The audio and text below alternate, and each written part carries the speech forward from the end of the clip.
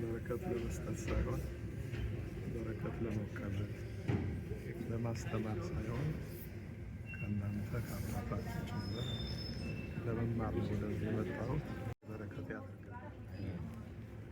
እሺ እግዚአብሔር በሰላም ጠብቆ እንኳን አደረሰዎት።